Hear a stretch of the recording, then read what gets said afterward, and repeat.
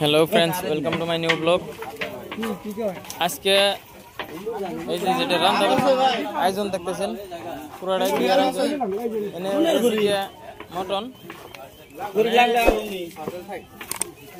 বিলকুলই মাটির চুলায় দেখেন, এই যে এরকম করে মানে মাটির চুলা খুঁজে কড়াইতে বিলকুলই মানে আদিম পদ্ধতিতে, মানে এখনকার যেটা গ্যাসের সিস্টেম বাদ দিয়ে যেটা মাটি কাইডে মানে আইসাল বানিয়ে মানে যেটা চুলা কয়, এই চুলা বানিয়ে পুরাপুরি এই মাংস বানানো হইতেছে। দেখেন এই বৈঠাই না বাঁশের বৈঠা দিয়ে এই যে লোহার কড়াই মধ্যে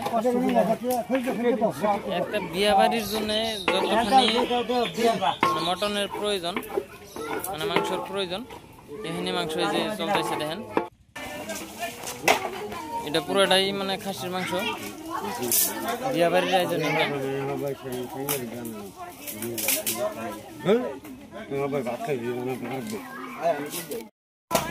আমরা ভাবি যে বাবুর্চি অবস্থায় খুব মানে সহজ কাম, কিন্তু বাবুর্চি দেন মানে বাবুর্চি হইলেও কতটা কষ্ট। এই যে মানে রান্নাবাড়ি করতেছে, কিন্তু কি হবো একটা টেনশন। বাই চান্স যদি কিবা কারণে সবজি খারাপ হয় তাহলে মানে বাবুর্চির রক্ষা নাই। যত মানুষে খানা খাইব মানে তত মানুষেই মানে কয়ে থাকবো কোন বাবুর্চি রাঁধছে কিংবা করে রাঁধছে, মানে করার শেষ নাই, মানুষের কর তো শেষ নাই, জানে না।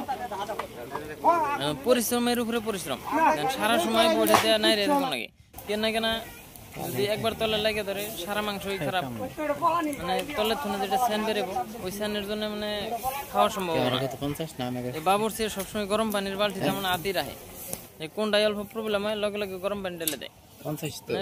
মাটির চুলা কোনটার মধ্যে হিট বেশি পাওয়া যায় না, চলার জাল